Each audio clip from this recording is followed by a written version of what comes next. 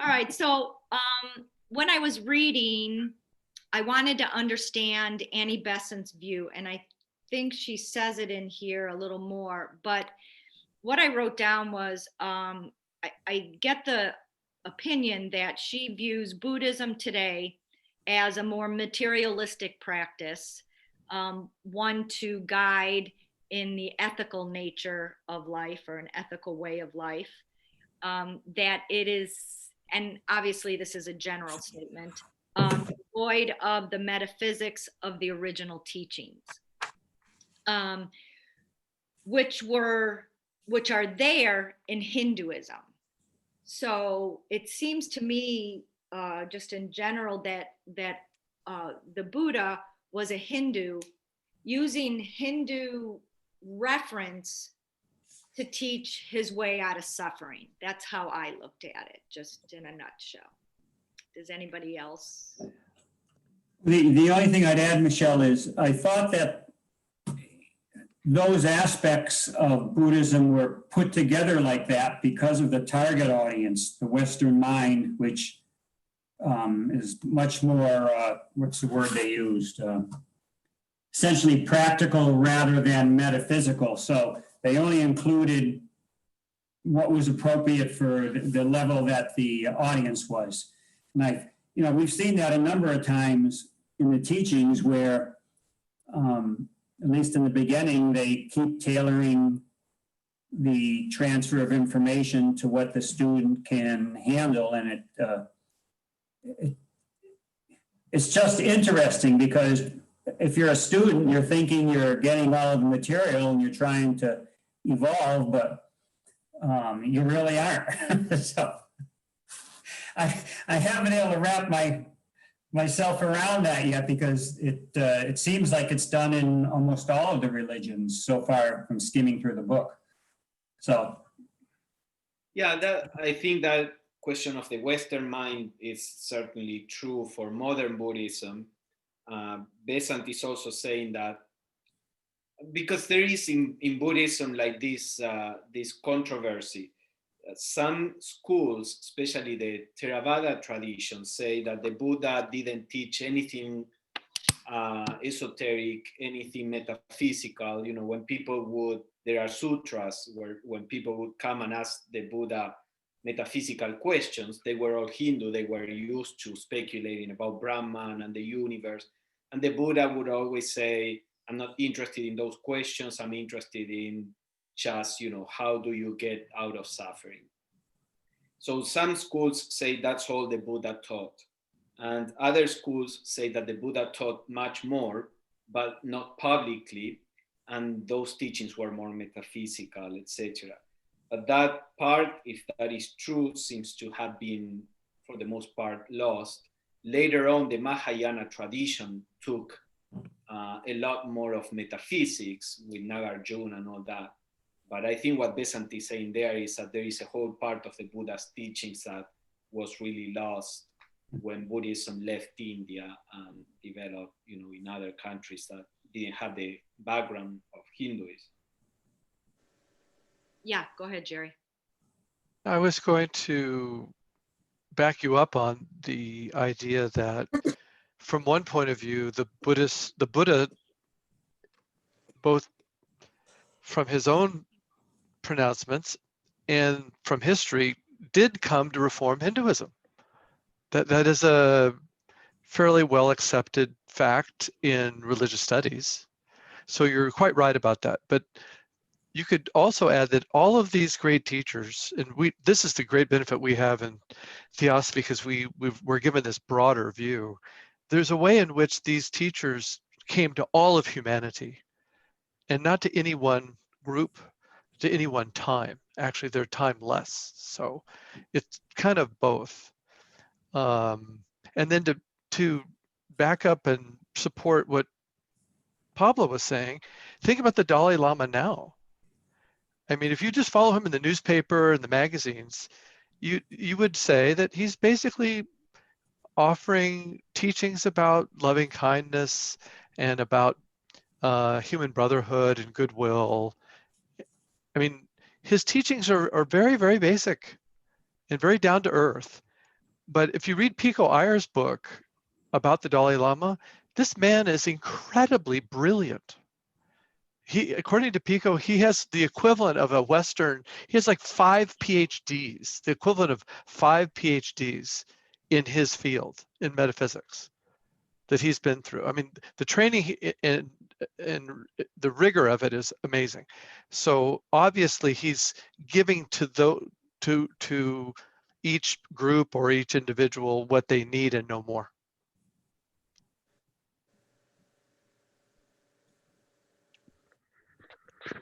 Okay, so this first page talks about just a third of the Buddhists, or a third of the largest number of Buddhists in the world is 1/3.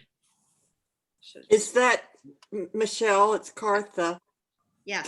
The first sentence, do you agree with that? I always was told that it was not that religion, the religion of Buddhism, that was the largest number of adherents. But was that true when Annie Besant wrote this book then? Yeah, I heard I heard that Islam was, maybe, or I don't know which one is, but I never heard that Buddhism was. Okay, so we just, Pablo, do a Google search. No, that's fine. But you know, Yeah. that those are. But if you have in China a lot of Buddhists, especially before Mao, you know, when Besant was talking, you know, just the Chinese are so many that Right. that Muslims cannot be, because their countries are not too big. I would say it's either Hinduism or Buddhism because of China Just and because, India. just sheer number. Yeah. Right. Oh, okay. Well, it certainly doesn't matter on a certain level, it doesn't, but I just was interested. Thank you. Mhm. So we didn't really know who it was today. I mean, it's a statistic. Pablo's Googling it right now. Oh, good. Okay. He's asking the Oracle. Okay. Okay, so on page 91, it seems like kind of just an introduction that we've already had. You're 91, I'm going with. But on page 92, where it says, now with regard to the teachings of Buddhism, does anybody want to read or summarize, or the next 2 paragraphs, the next 3 paragraphs I have marked, I can read? Okay. I can read, but I'm not sure where you are, Michelle.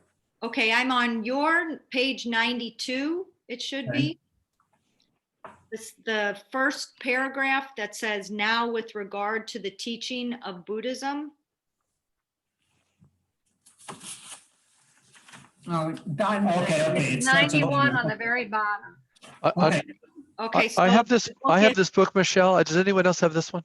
No, I have this one. Oh, everyone held up a different book. Yeah. So, okay, so maybe I can read. I think I found where you are. It's now with regard to the teaching of Buddhism. okay, go ahead. Okay, I'll read. It's a very long paragraph. Should I just read the one? Yeah, just and then pause and we'll see if we have any comment. Okay.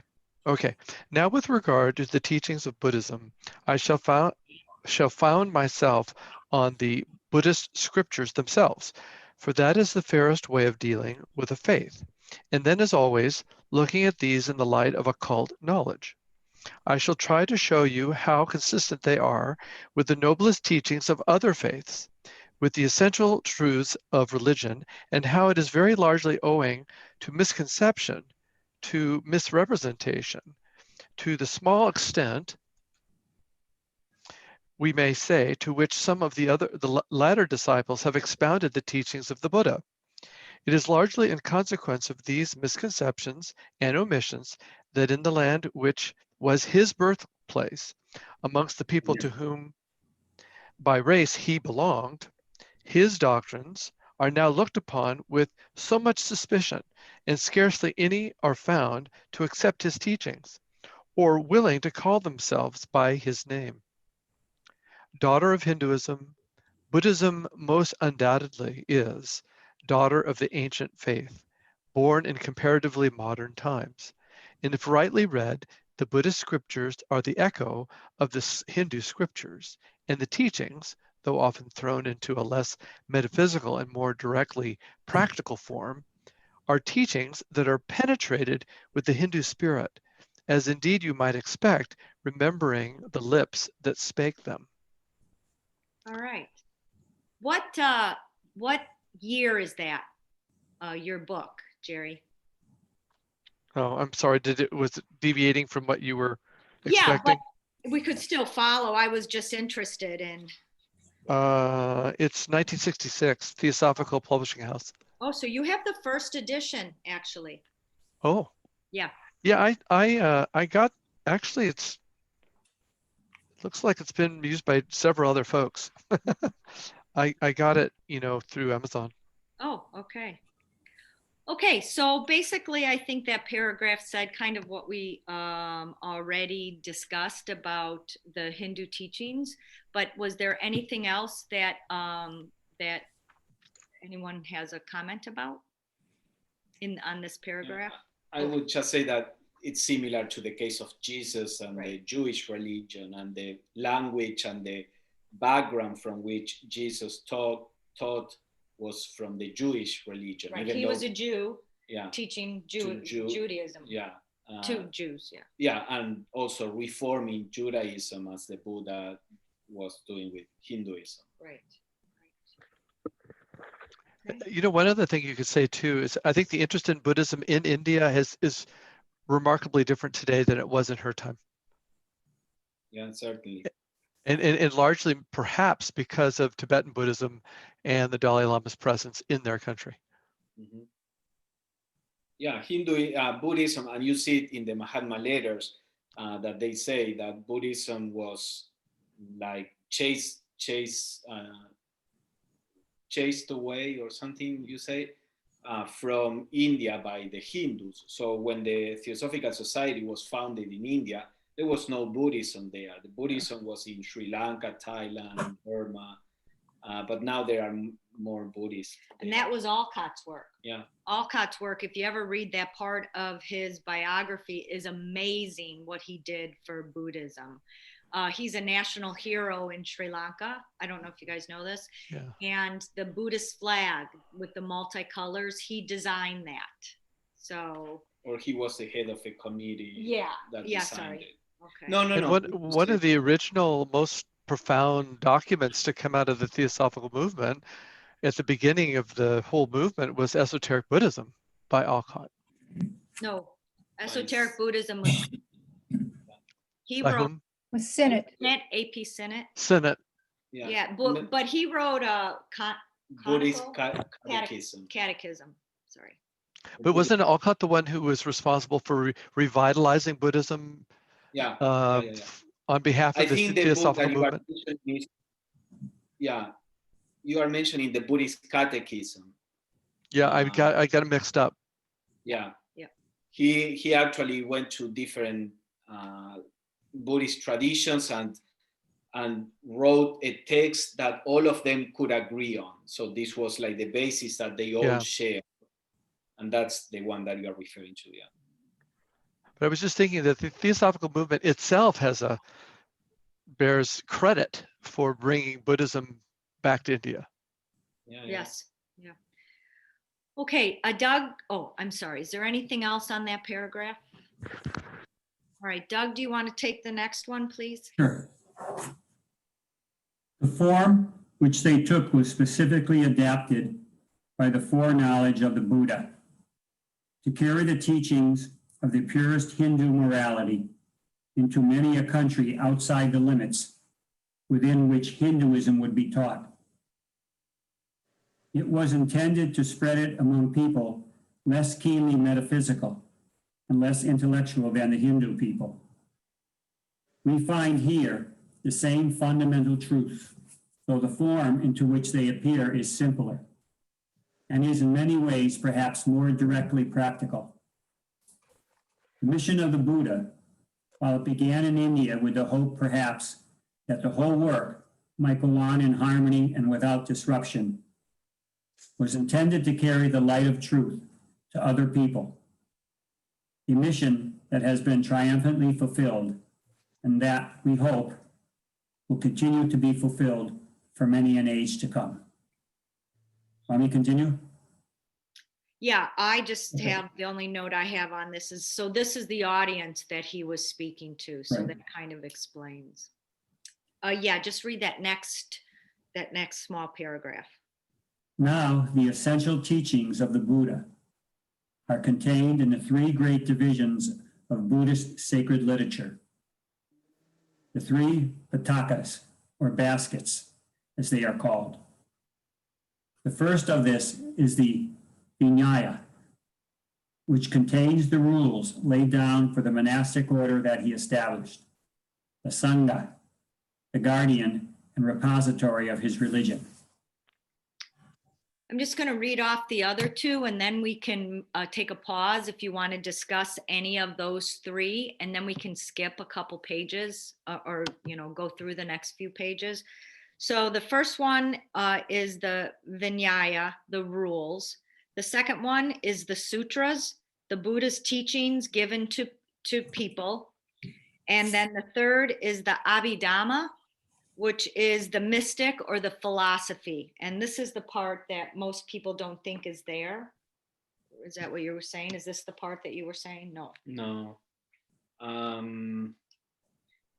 Yeah, the Abhidharma has some, but no, I wasn't referring to that. I was referring Okay. more to the later developments like Nagarjuna's writings or Tsongkhapa's writings, etc. Okay.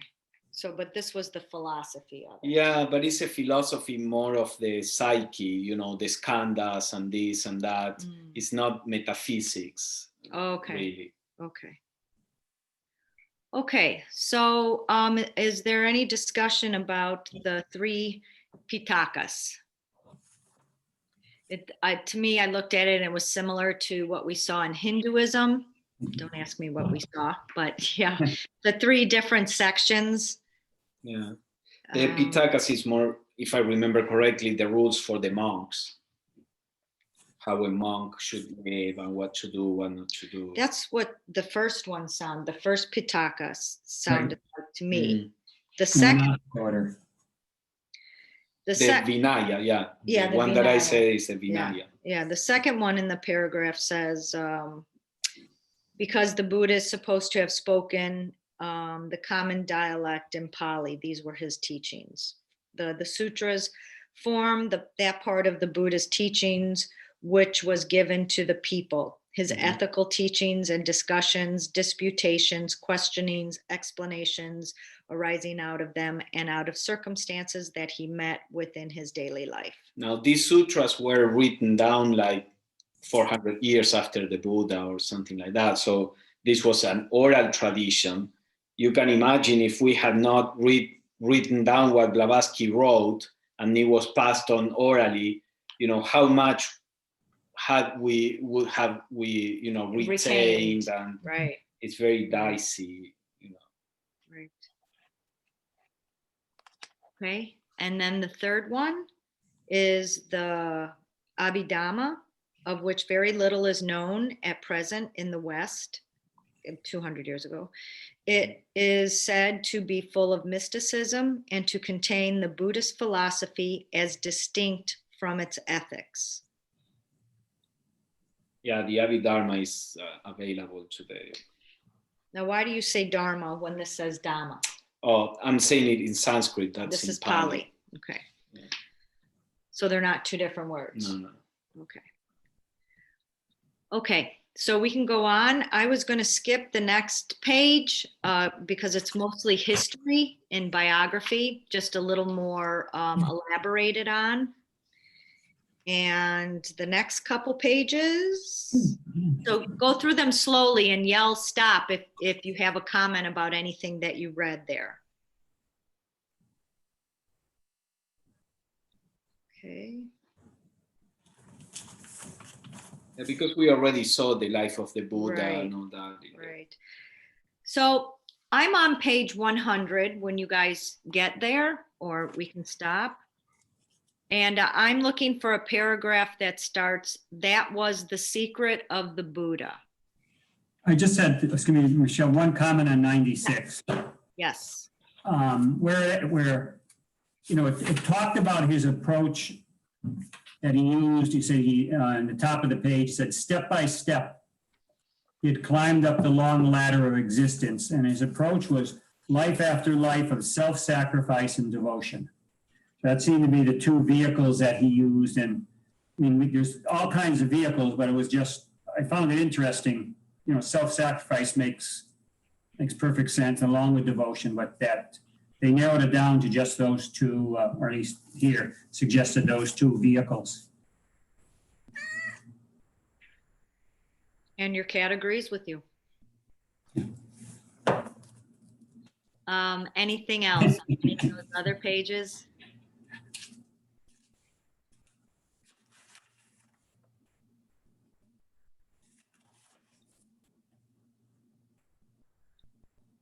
And then give me a thumbs up when you find that was the secret of the Buddha. Okay, Kartha's there. You want me to read it? Yes, let's wait till everybody else gets there. Thank you. Kartha, what page are you on? 101. 101, yep. Okay. It's 115 in the 1966 edition, which is what I have. Oh. Page 115. I'm 115 also. We have the same edition. Okay. All right. So everybody knows who has a partner who has the same book. And so we can look to that person when we're trying to get someplace. So Kartha, go ahead and read that paragraph. That was the secret of the Buddha, that by the extinction of desires, man rises to peace. Under the tree of wisdom, he had seen the sorrow of the world, its cause in desire, its end in the ending of desire, and the noble eightfold path which led out of it into peace eternal. Seeing it for himself and for the race, he passed into nirvana, the uncreated, the passionless, the all-embracing. And when the Blessed One had entered into nirvana, he sat beneath the Bodhi tree for 7 days, enjoying the bliss of emancipation. Can I just make a comment? When we talk about the seven days and, God made the earth in 7 days and everything's in 7. And I just wondered, okay, 7 days, he sat for 7 days and seems to be used a lot. Or anybody else want? It's very common, so I'll butcher the explanation. So if anybody else would like to comment on the number 7. No, I mean, we all know that that's a big number in theosophy. Right. There is so much that you Yeah. can say about it. Okay. And in this sense, it's largely symbolic. It doesn't mean that happened historically. Right. That's right. Right. So, yes, because he goes on to sit 7 days under one tree and then 7 days under other trees. So, yeah. Okay. So, Kartha, do you want to read the next paragraph? Yeah, let me just make sure. Is it starting? Because I might have lost my place. It says during the night. That's Is it. that it? Is that it? Yes. Okay, thank you. During the night closing the 7th day, he fixed his mind upon the chain of causation and traced the evolution of the universe, expressing it in the 12 nidanas. Is that it? Mm-hmm. The succession of which shows the order of the stages until we reach the suffering we find around us. The first is avidya, ignorance or limitation, the primary cause, because without this limitation and all consciousness by the action of the Supreme, no universe, no variety can arise. And what does anybody know what the literal translation of nidana is? I forgot to look it up. Yeah, Means causation, basically. Oh, okay. Yeah. Okay. So the cause, I see. And I don't see 12 things listed here. We can look them up, but it begins like with ignorance, that is avidya, then Samskaras. yeah, from ignorance develop these tendencies, and then the ego, and then sensation, and ends Okay. up in rebirth. And So this is what it says. From avidya come the samskaras, yeah. from these consciousness, then name and form, then the 6 powers of perception. From these contacts, from contact sensation, from sensation desire, from desire attachment, from attachment existence. That is personality, from this birth and from birth decay will all the sorrows of life. These form the evolutionary chain, and properly understood and unfolded contain the whole philosophy of the evolving universe and its returning path. So it's similar to the kleshas in a certain way in Hinduism, the causes of suffering. Right. But these are more. And if I remember correctly, I don't remember specifically, but in general, from Taimni's book, when we studied, he gave an explanation, a nice explanation of the connection of how you get like a mood or from a feeling, you know, that's connected to a thought, that's connected to a sensation. Or is that? Yeah, so that connected. I mean, the first thing is ignorance of the reality that in Buddhism would be that there is no self. From that ignorance, then the samskaras, which are like mental formations, arise, and from there the consciousness, and so you have that concatenation of manifestation. So in Patanjali's Yoga Sutras, the Chitta Vrittis. Yeah, but in the Yoga Sutras, the kleshas would be ignorance, then ego, then attractions, repulsions, and the thirst for life. So it's similar in that sense. But this is focusing on specifically ignorance, which she's saying here, ignorance, or she calls it ignorance or limitation. Yeah. And she said that she is saying that, or she's interpreting that no universe can arise without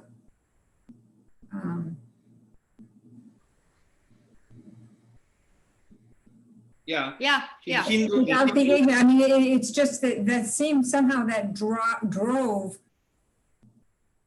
the existence, or you know, I don't know how to interpret this.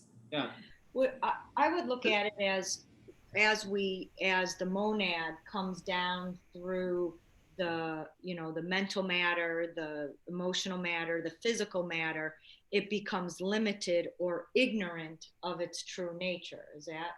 Yeah, you can put it that way. Also, both in Hinduism and Buddhism, ignorance is the root of manifestation.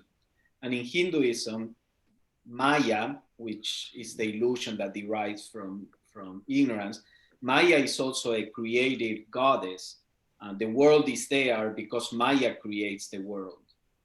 So in this same way, ignorance is a power, it's a universal power that creates the illusory world in which, from a theosophical point of view, in which evolution happens.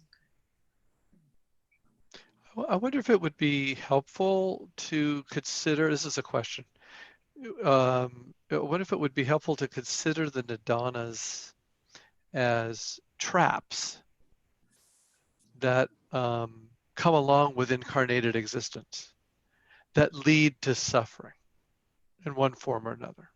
Mm-hmm. Would that be a fair way of putting it? I agree with you. Mm-hmm. Yeah, I think we can put it that way.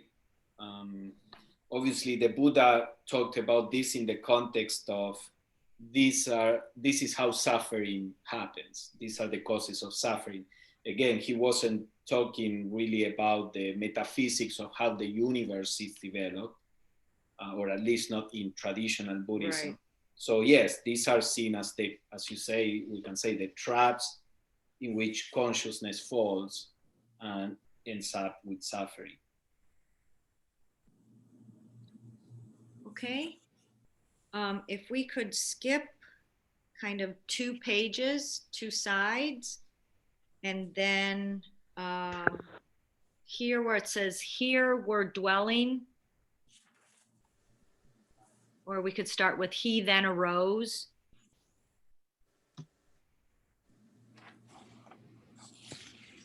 One or five. 105 says Pablo. Yeah. Jerry, you and Maria. 118 for Maria and I. Okay. All right. And I'm on page 104. Does anybody want to read? This is where he talks about the middle path. I can read that. Okay. Just as to start with, here we're dwelling. He then arose. Oh, he then arose and went to the sacred city of Kasi, to the holy spot whence the spiritual life of India has ever taken its rise. And there in Isipatana, in the deer park of the city of Varanasi, he set rolling the wheel of the law. Here were dwelling the 5 ascetics who had turned their backs on him. To them he announced himself as Sambuddha. He told them that the 2 extremes of self-indulgence and of constant self-mortification were alike profitless, and that avoiding these, he had trodden the middle path which leads to insight, which leads to wisdom, which conduces to calm, to knowledge, to the Sambodhi, to nirvana.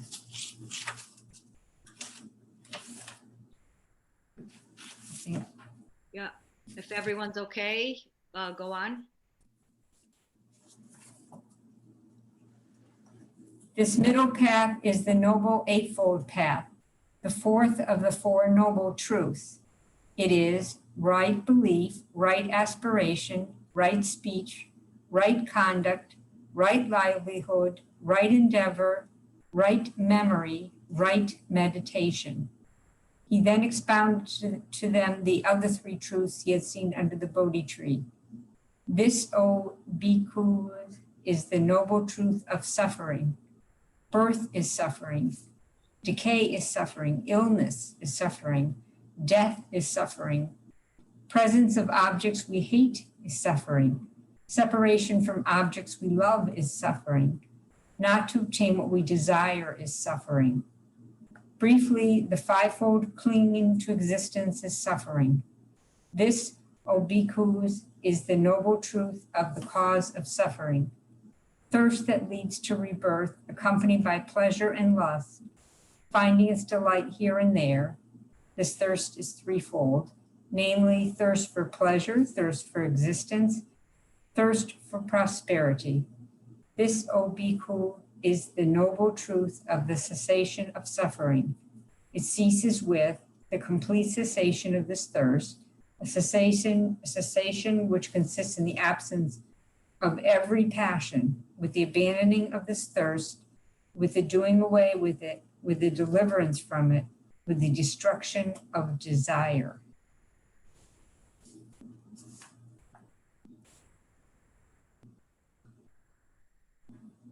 So yeah, so these are the 4 noble truths and the 8-fold path.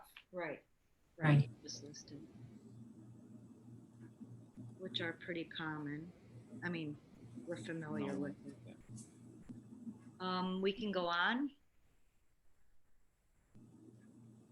The when he does talk about the four noble truths, right belief, right aspiration, right speech. When he says right belief, it's interesting. What is the right belief? And he's obviously talking about following Buddha belief as having to be the right belief.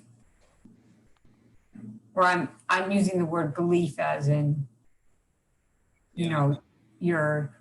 Yeah, the Sanskrit word that is used is diti. Diti means like right perspective, right? Or diti is perspective, point of view. It can also be doctrine or theory. So I don't like right view, right belief too much. That translation, I think right view or right perspective is better. But I think she's talking about the right. She wants to know how is it right versus wrong? What's right versus wrong? Is what right? Is that what you were asking, Dana? Right. That's what I'm. You know, it's right. Well, the way that I always think of it is right and wrong is a physical, material thing per se, and we need to determine that. I don't know what I'm trying to say, but that the universal laws, the universal truths, it's not really a right or wrong.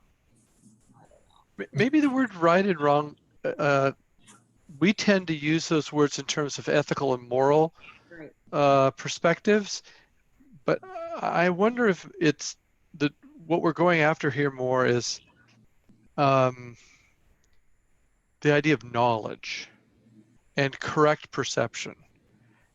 And maybe you could say real versus unreal, as opposed to a belief system. Because everybody knows that, you know, in pursuing any spiritual discipline or any spiritual path or trying to understand anything, there's never a straight line to it. It's there's constant corrections that we have to keep making because we have our past perceptions and we've got lots of ideas that we've accumulated from our education or from our culture or from our families that we haven't sifted through yet. So to get to the right view of things takes some sifting, you know, like the Voice of the Silence talks about. So I don't think it's the Buddha's trying to say, believe it my way or the highway. That's not really what he's getting at, I don't think. I agree. Yeah, and I think as a principle, it seems, you know, obvious that if you are going to follow a spiritual path, you have to, one of the steps is always striving to attain a right perception of whatever it is, or a right view of what is happening to you right now, or of metaphysical aspects, or, you know, if you are perceiving incorrectly, then it's very difficult to do anything else. So I think that can be taken in that general way. I have something that might be helpful here. One of the teachers that I had in Santa Barbara wrote an article called "The Message of the Buddha," and he goes through the Eightfold Path and explains this section of it this way. He says the Buddha started with right knowledge because he wished to show human beings the possibility of attaining a rational understanding of the spiritual universe. His method was a scientific approach to the subject/matter of religion. It was particularly important in his life to reveal the rational character of his doctrine because he came to fight blind belief. We start with right knowledge, which is self-knowledge, but we wish to gain spiritual knowledge, not for the sake of the edification of the illusory personal self, but to gain knowledge of the one self. So we must cease to want anything for the lower separative self that gives us right motive. And he goes on. Yeah, yeah, that's it. Okay. Cartha, you had something? Yes, I just want to read this to you. I say this prayer in my morning prayers every day. It says, please help us today to think good, see good, and do good. And to me, that's what it's talking about. But of course, I could intuitively intuit that because I say this prayer every day. But it seems to me that right belief is not anything like we know in our culture today, or the culture that I certainly live in, but it's a perception or a view, like Pablo said. To me, that's what it would be. That's just a sharing there. No, thank you. Thank you. Okay. We can go on. Does someone want to read about self and not self? The next paragraph. Yet further, he explained to them the difference between.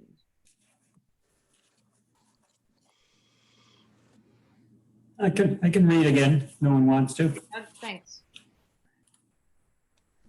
Yet further, he explained to them the difference between the self and the not self, in words that should forever have made impossible the contention that he taught there was no continuing life in man. The body, rupa, obinku, I gotta practice, is not the self. Sensation, obikku, is not the self. Bhikkhu. How do you say that, please? Bhikkhu. Bhikkhu? Okay, thank Bhikkhus, you. disciples, students. Is not the self. Perception is not the self. The samskaras are not the self. Consciousness is not the self. Defining each more fully, he declares of each that it is not mine, is not me, is not myself. Thus, it should be remembered by right knowledge, according to the truth. And he concludes, considering this, O bhikkhu, a learned, noble hearer of the word becomes weary of the body, weary of sensation, weary of perception, weary of the samskara, weary of consciousness. Becoming weary of all of that, he divests himself of passion. By absence of passion, he is made free. When he is free, he becomes aware that he is free. And he realizes that rebirth is exhausted, that holiness is completed, that duty is fulfilled, that there is no further return to this world.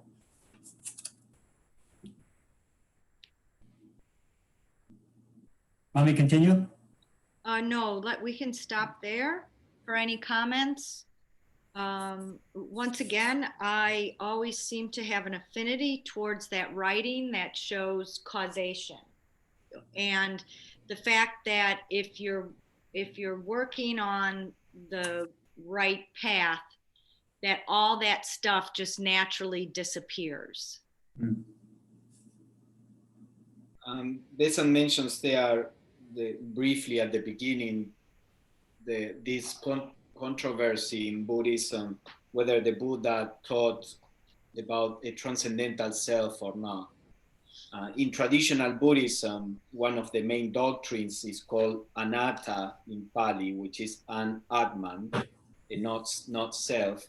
So most Buddhists say that the Buddha said there is no ultimate self. Although there are several schools that teach about a self. Some of them disappeared.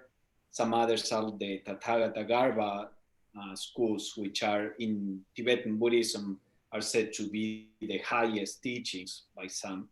Now, wait, did you say when you mean self in theosophy, you mean what we call Atma?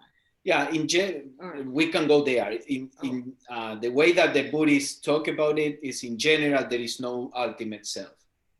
But there are scholars are looking into this. They say that seems to be a universal Buddhist view, and they are finding that there are schools that did not teach that. So is there a self or not?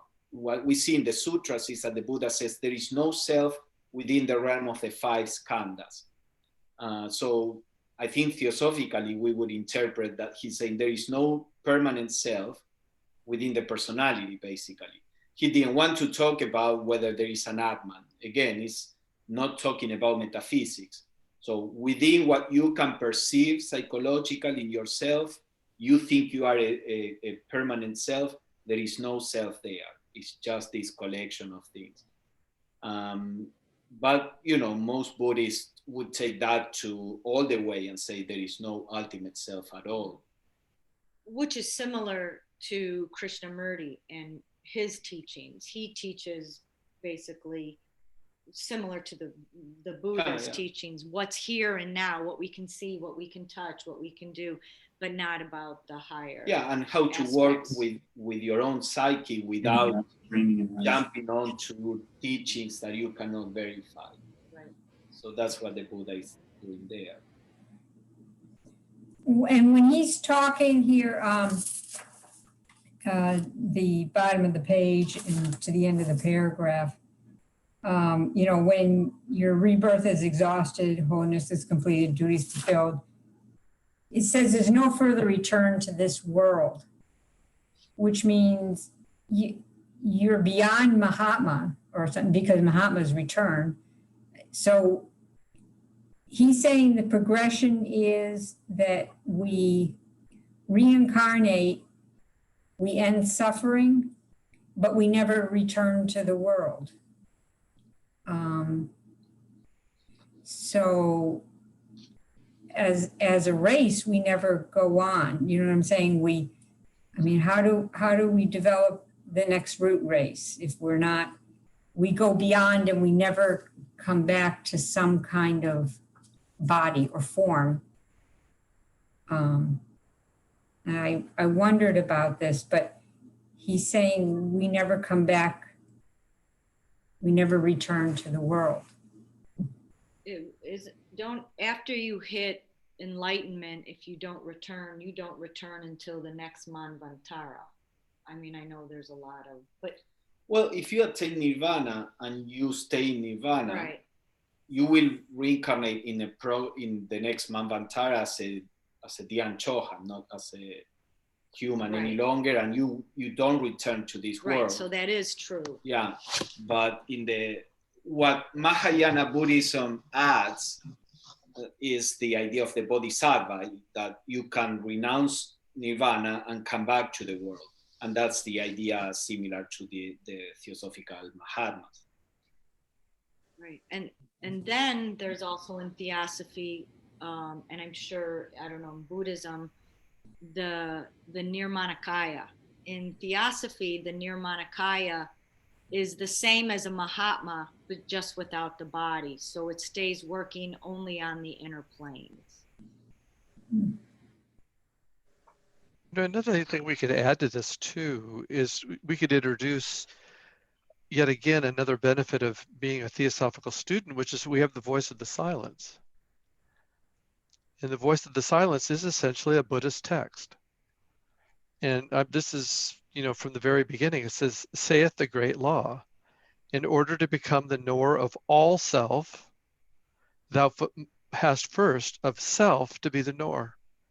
To reach the knowledge of that self, thou hast to give up self to non-self, being to non-being. And then thou canst repose between the wings of the great bird. I, sweet as rest, between the wings of that which is not born, nor dies, but is the Om throughout the eternal ages. Bestride the bird of life if thou wouldst know, give up thy life if thou wouldst live. So in the Mahayana tradition, there's clearly a concept of self. It's just that it's not a personal self. That's the key. We just have to keep thinking away from the personal self being real. It's not. Hence why it has to give up thy life to gain this perspective. We have to give up thy life if thou wouldst live. Live in spirit. I think that's what, let me see. That's what is suggested here in the last paragraph that we've read. It is actually going through again the nidanas and suggesting that in meditation, for example, or on reflecting on the nature of the self, we first become weary of this body, which is beginning to get in the way, and then weary of sensation. We know that things come and go, and we're looking for something deeper. So each of these is a step that we're taking into releasing something that is not working for us, at least not in the way we at first perceived. And little by little, we go through these nidanas. It's kind of like a ladder, just like the ladder that's suggested in so many ways in the voice of the silence. And little by little freedom is experienced. And we're beginning to see things as they really are. And response is no longer a burden. Something else is working through us. So I think we can simplify here and kind of relate it to our own experience. I think speculating on self and not self is needed, but also we need to be able to live into these truths. Yeah, that's all. Okay.